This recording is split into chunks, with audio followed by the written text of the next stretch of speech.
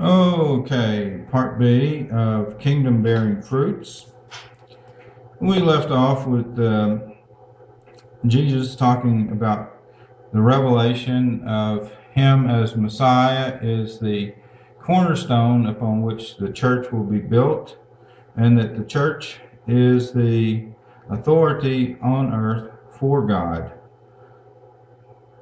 Then after that, Jesus, the next thing I find is Jesus in Matthew 23, after speaking 7 woes to the rulers of the temple system at that time.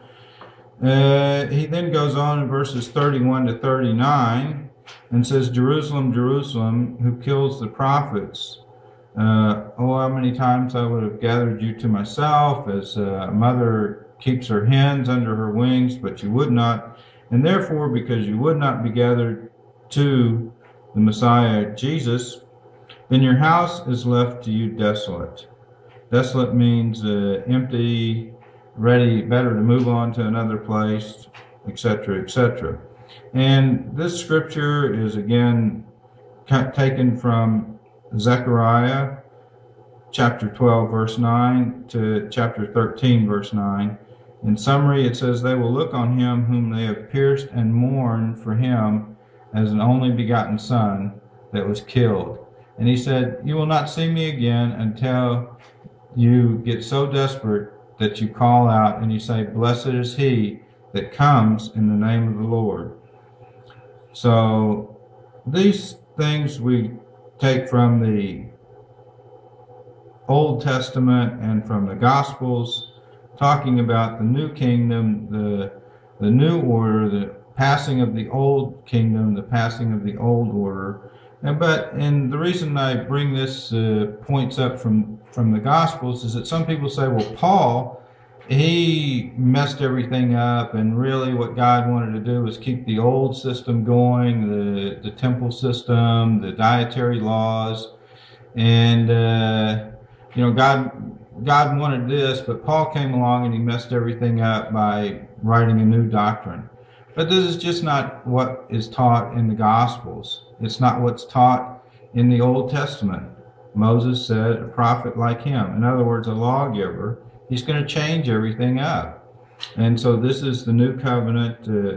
And of course, Paul, like I said, rewrote again to emphasize to people this change in system.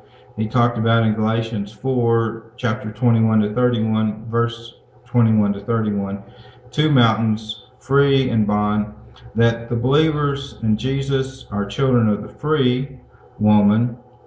And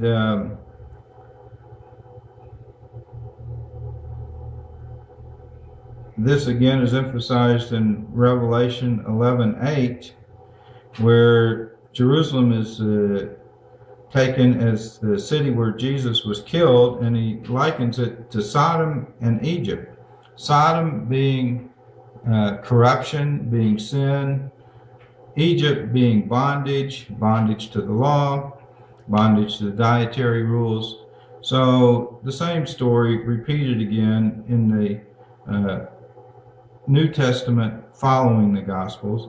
Colossians chapter 2, it says, hey, you want to try to keep all the laws and circumcision and everything, but this is just a false humility. It might look like it's very religious, but the religion that God is interested in is Christ in your heart, and the following of the Gospels of Jesus.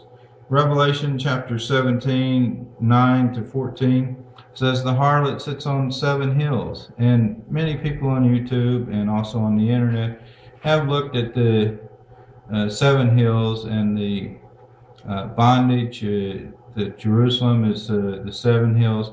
And I will post a link to my write-up about Jerusalem, the city of 7 hills, the harlot.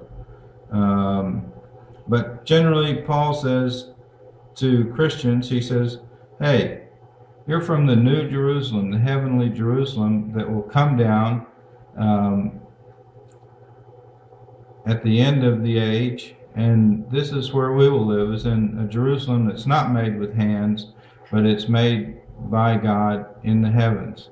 So this is the story that that we're told, and this is what I came away with from my understanding, what I felt was revealed to me, or nothing really new revealed, but it just emphasized again to me that, hey, Jerusalem is history, the old law is history, and we're in the new covenant time. We have a new set of rules. It's outlined in the New Testament, a fairly short book to read. I would encourage everyone to take a read through there and understand for themselves.